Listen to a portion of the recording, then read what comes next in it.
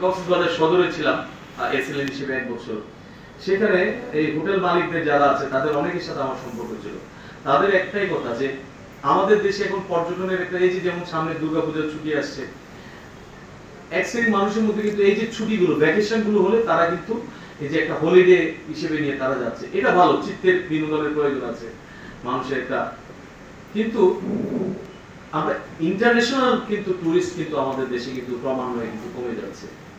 তাদের ভাষ্য হচ্ছে যে আমরা ডোমেস্টিক টুরিস্টের সংখ্যা আমাদের দেশে বাড়ছে, এটা সত্য কথা।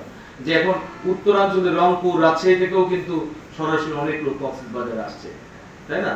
কিন্তু বাইরের দেশগুলো থেকে যতক্ষণ পর্যন্ত মানে ইন্টারন্যাশনাল টুরিস্ট যদি আমরা অ্যাট্রাক্ট করতে না পারি, তাহলে কিন্তু আমাদের পর্যটন শিল্পের বিকাশটা কিন্তু ঠিক যেভাবে আমরা নিয়ে যেতে চাই সেভাবে কিন্তু হয় না।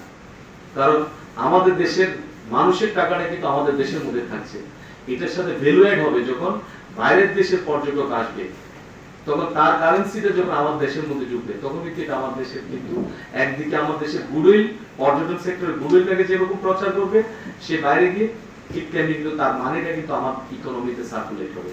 তো এইভাবে আমাদের এই জন্য আমাদের কাজ করতে হবে, আমাদের সকলকে যার যার অবস্থান থেকে আমাদের কাজ করতে হবে। শুধু সরকারের দিকে তাকিয়ে থাকতে হবে না, আমাদেরকে প্রাইভেট ইনভেস্টরদেরকে কিন্তু আমাদের এগিয়ে আসতে হবে যে পর্যটন শিল্পের বিকাশে কাজ করার জন্য, এবং একই সাথে সচেতনতা বোধ, মানুষের মধ্যে উৎসাহ বৃদ্ধি করার জন্য আমাদের বিপুল সাহেবের মতো লোকজনদেরকেও কিন্তু আমাদের এগিয়ে আসতে হবে। আপনাদের সবাই